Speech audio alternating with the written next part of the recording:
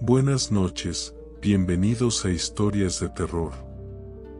Tomen asiento junto al fuego, respiren hondo el aire fresco del bosque y escuchen atentamente, porque esta noche les contaré una historia que tal vez los haga pensar dos veces antes de adentrarse en lo profundo de la naturaleza. Aquel bosque, perdido en las montañas del norte, era conocido por sus senderos solitarios y su aire pesado. No era un destino turístico popular, pero los más aventureros se sentían atraídos por su misterio. Uno de ellos era Martín, un viajero de 32 años, amante del senderismo y los lugares inexplorados. Había leído sobre la reserva de Hollow Pine en foros de viajeros y decidió recorrer sus profundos caminos sin imaginar lo que lo esperaba. Martín llegó al pequeño pueblo de Ashwood, el último bastión de civilización antes del vasto bosque. Se hospedó en una cabaña sencilla, atendida por una anciana de mirada vacía y pocas palabras. Cuando le mencionó su plan de adentrarse en la reserva, la mujer lo miró fijamente y dijo con voz ronca: «Si escuchas algo que no ves, no respondas». Martín rió incómodo y la tomó por una superstición más del pueblo. Al día siguiente, se adentró en el bosque. Los primeros kilómetros fueron tranquilos. El crujido de las hojas bajo sus botas y el canto de los pájaros le daban una falsa sensación de calma. Pero conforme avanzaba, el ambiente cambió. El aire se tornó denso y húmedo, el silencio comenzó a oprimirlo. Los árboles eran altos y nudosos, con troncos que parecían torsos retorcidos. Algo en el bosque lo hacía sentirse observado. Pasaron las horas y, cuando decidió buscar un lugar para acampar, encontró una zona despejada cerca de un arroyo. Mientras preparaba su campamento, un sonido heló su sangre, una risa infantil, lejana, arrastrada por el viento. Giró la cabeza en todas direcciones. No había nada ni nadie. Recordó las palabras de la anciana y trató de convencerse de que era su imaginación. Pero cuando cayó la noche, los sonidos se intensificaron. Pasos suaves alrededor de su tienda, risas ahogadas entre los árboles. Salió con su linterna en mano, apuntando en todas direcciones. No había nada. El viento susurraba entre las ramas como si le hablara en un idioma antiguo. La noche avanzó y el sueño lo venció, pero no por mucho tiempo. Se despertó de golpe cuando sintió algo tocando la lona de su tienda. Un roce leve, como el de unas uñas deslizándose. Contuvo la respiración. Afuera, algo caminaba en círculos. Tomó su navaja y, con un impulso de valentía, abrió la cremallera de la tienda de un tirón. La linterna iluminó el vacío. El bosque se mantenía inmóvil, como si lo observara. Sin embargo, a unos metros, vio algo que lo dejó paralizado, una figura menuda, de pie entre los árboles, con los ojos brillando a la luz de la linterna. Parecía un niño. Pero su piel era pálida, casi translúcida. Su sonrisa era demasiado ancha. Martín sintió un escalofrío recorrerle la columna. La figura ladeó la cabeza y luego corrió, deslizándose entre los árboles con movimientos antinaturales. No dudó más. Recogió lo esencial y comenzó a correr en dirección al sendero. El bosque, antes silencioso, cobró vida con crujidos, susurros y sombras que se movían con él. El camino se alargaba, El sendero que había seguido con facilidad ahora parecía un laberinto sin salida. Corrió hasta que la fatiga lo venció. Se apoyó en un árbol, tratando de recuperar el aliento, cuando lo sintió de nuevo, el aliento frío en su nuca, un susurro junto a su oído. ¿No debiste contestar? El grito se ahogó en su garganta. Giró sobre sí mismo, pero no vio nada. Solo el bosque, inmenso y oscuro, tragándolo poco a poco. A la mañana siguiente, los lugareños encontraron su tienda abandonada junto al arroyo. Sus huellas daban vueltas en círculo, como si hubiera corrido sin rumbo. Pero no había rastro de Martín.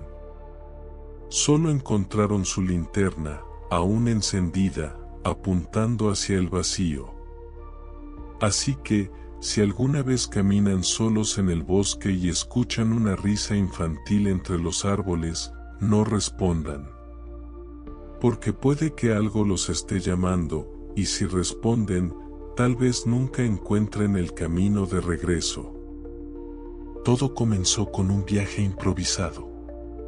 Hugo, Diana, Raúl y Esteban eran amigos desde la universidad, y tras años de trabajo y responsabilidades, decidieron aventurarse en una caminata por el bosque de la neblina, un lugar remoto del que se contaban historias extrañas.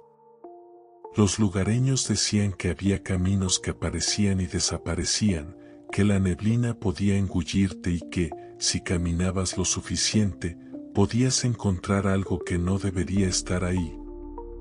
Pero ellos, escépticos y confiados, ignoraron las advertencias y comenzaron su recorrido en la mañana. El primer día transcurrió sin problemas. La neblina era densa, pero el sendero estaba marcado y el bosque, aunque lúgubre, tenía cierta belleza que los mantenía maravillados. Sin embargo, al caer la noche, todo cambió. Acamparon en un claro y encendieron una fogata. Entre risas y cuentos, no notaron lo que ocurría a su alrededor hasta que Diana preguntó en voz baja: ¿escuchan eso? El silencio se apoderó del grupo. Al principio, no oyeron nada, pero después, un sonido sutil emergió de entre los árboles, un murmullo, como si alguien hablara en voz baja, demasiado lejos para entenderse pero lo suficientemente cerca para helar la sangre. Raúl, siempre el más valiente, tomó su linterna y se adentró unos pasos entre los árboles. Pero lo que encontró lo dejó pálido. ¿Qué es eso?, murmuró. A unos metros de él, la neblina se arremolinaba de forma extraña. No era natural. Se movía como si algo se escondiera dentro, como si alguien los estuviera observando. Regresó al fuego y les dijo a todos que entraran en sus tiendas. Nadie durmió bien esa noche. A la mañana siguiente, Esteban había desaparecido. Su tienda estaba abierta, su mochila seguía ahí, pero él no estaba por ninguna parte.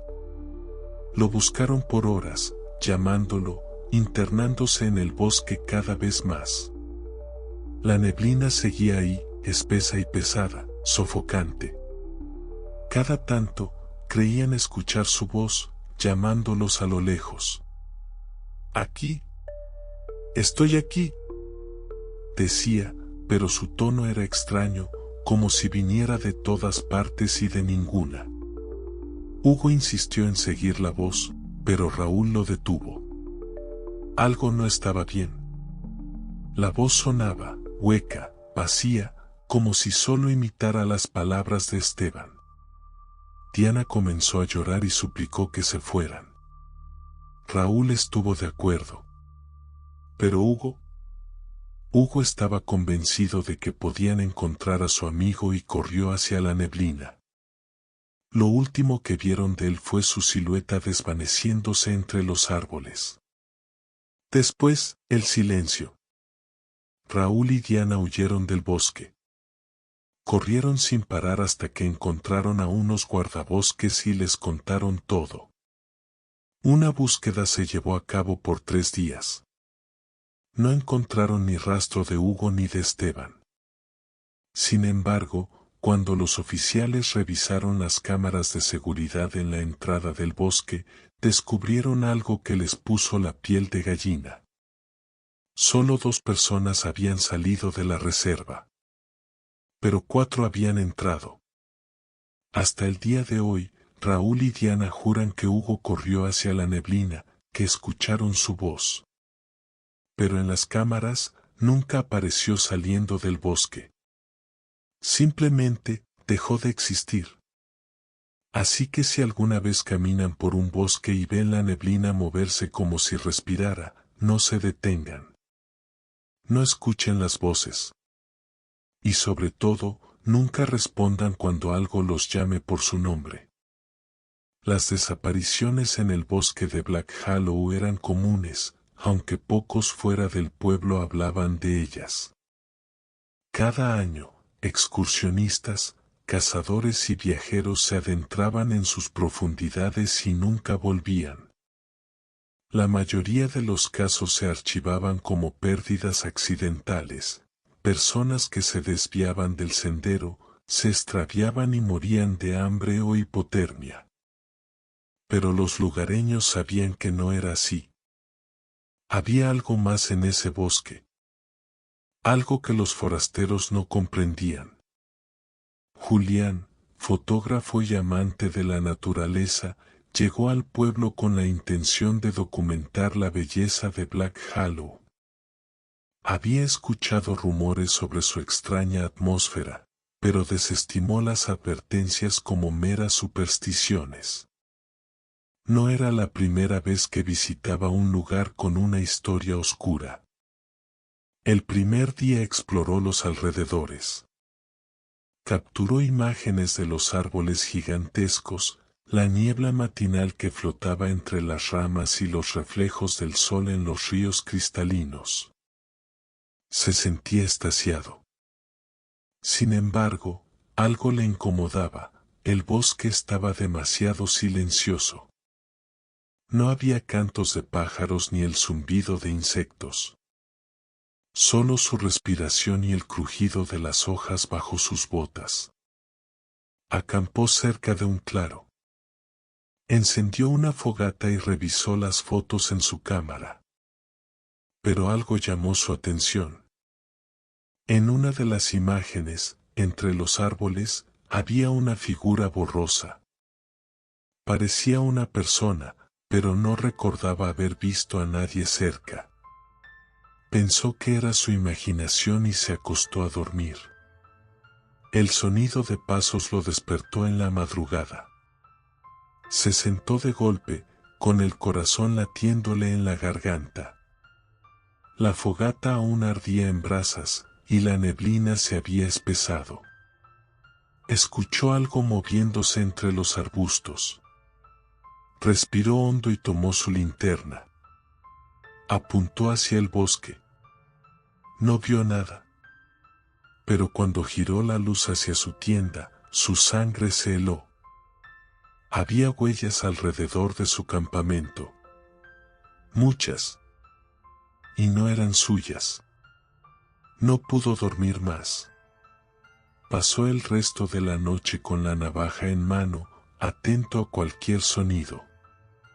Al amanecer, recogió sus cosas y decidió regresar al pueblo. Sin embargo, el sendero que había seguido el día anterior ya no estaba. Miró su GPS, pero la señal era débil. Caminó en círculos, intentando encontrar un punto de referencia, pero todo el bosque lucía igual. Árboles altos, niebla densa, un silencio opresivo. A mediodía, el hambre lo obligó a detenerse. Comió una barra energética mientras intentaba calmar su ansiedad. Fue entonces cuando escuchó un susurro. Su nombre. En una voz que no reconocía. Se levantó de un salto. Miró a su alrededor. No había nadie. Pero el susurro se repitió, más cerca. ¿Julián? Sintió un escalofrío recorrerle la espalda. No debía estar solo. Alguien lo estaba llamando. El instinto le gritó que corriera, pero sus piernas se negaban a moverse. Tomó su cámara, enfocó en dirección al sonido y disparó varias fotos. Cuando miró la pantalla, sintió que la cabeza le daba vueltas. Entre los árboles, se veía una silueta alta, con extremidades demasiado largas y una sonrisa antinatural. Sus ojos eran dos huecos oscuros. Entonces lo escuchó correr hacia él. El pánico lo sacó de su parálisis. Corrió sin mirar atrás, sin importar que se rasgara la piel con las ramas o tropezara con las raíces. El sonido de algo siguiéndolo era cada vez más fuerte. Jadeaba, con el corazón golpeando en su pecho como un tambor. Después de lo que pareció una eternidad, vio una luz entre los árboles. Una cabaña. Se lanzó hacia la puerta y golpeó desesperado. Alguien adentro abrió de golpe y lo arrastró hacia el interior. Un anciano lo miró con el ceño fruncido. Antes de que Julián pudiera hablar, el viejo se asomó por la ventana, murmurando. No debiste responder. Julián intentó explicarle lo que había visto, pero el anciano lo interrumpió con un gesto de la mano. Siempre está ahí, esperando a que alguien lo escuche. Los que responden, se quedan con él. El viejo le explicó que lo que acechaba en Black Hollow no era humano. No tenía un nombre, pero se alimentaba de los que se atrevían a reconocer su presencia. Solo un puñado de personas habían logrado escapar. Los demás simplemente desaparecían. Esa noche, Julián no pegó ojo. El anciano le advirtió que, sin importar lo que escuchara afuera, no debía abrir la puerta. Y así lo hizo. Al amanecer, el viejo le indicó cómo salir del bosque. Julián corrió sin detenerse hasta que encontró la carretera. Cuando llegó al pueblo, contó su historia. Pero los lugareños solo asintieron en silencio. No era la primera vez que alguien sobrevivía para contar lo que había visto. Tampoco sería la última. Julián dejó Black Hollow ese mismo día. Pero cada noche, cuando revisa sus fotos, se pregunta cuántos otros habrán sido llamados por la voz en la neblina y cuántos de ellos habrán respondido. La carretera que cruzaba el bosque de Black Creek había sido cerrada hacía años. La gente del pueblo evitaba hablar de ello, pero todos conocían la razón. Había cosas en esos árboles que no deberían existir, cosas que cazaban en la oscuridad, esperando a los incautos que se atrevían a cruzar. Pero eso no detuvo a Diego y su grupo de amigos, quienes decidieron tomar un atajo por la vieja carretera en su viaje de campamento. La primera advertencia vino de la gasolinera en la última parada antes del bosque. El viejo encargado los miró con expresión cansada mientras llenaba el tanque. No crucen Black Creek de noche, dijo sin levantar la mirada. Si ven algo en la carretera, no paren. No miren. No hablen. Sigan manejando. Ellos rieron. Pensaron que era una de esas historias de pueblo para asustar a los turistas. Una forma de mantener el misticismo del lugar. El sol comenzaba a ocultarse cuando entraron en la carretera abandonada. Los árboles eran altos y oscuros, sus ramas parecían entrelazarse como dedos huesudos sobre el camino. A los pocos minutos, La señal de radio desapareció y sus teléfonos dejaron de tener cobertura. «Qué conveniente», dijo Laura, la novia de Diego, con sarcasmo. Justo como en las películas de terror. El grupo bromeó un rato hasta que el motor del auto comenzó a fallar. Diego frunció el ceño y golpeó el volante. «¿Qué demonios? Acabo de llenar el tanque». El auto tosió y murió por completo. Intentó encenderlo varias veces, pero no hubo respuesta. «Bueno, eso es extraño», dijo Raúl, encendiendo la linterna de su teléfono. «Tal vez sea la batería». Bajaron del coche para revisarlo. El aire era denso, pesado. El silencio era absoluto, como si el bosque contuviera la respiración. Laura se frotó los brazos, inquieta. «No me gusta esto», murmuró. «Se siente raro». No era la única que lo notaba. La temperatura había descendido de golpe. El olor a tierra húmeda era más intenso, mezclado con algo más, algo rancio. Entonces lo escucharon. Un crujido en los árboles. Algo se movía entre las sombras. ¿Un animal?, preguntó Santiago, mirando hacia la oscuridad. Pero los ojos de Diego estaban fijos en la carretera. Más adelante, en medio del asfalto agrietado, algo estaba de pie. Al principio, pensó que era un ciervo. Pero cuando la linterna iluminó la figura, su respiración se detuvo. Era alto. Demasiado alto. Su cuerpo era delgado, casi esquelético, con extremidades largas y huesudas.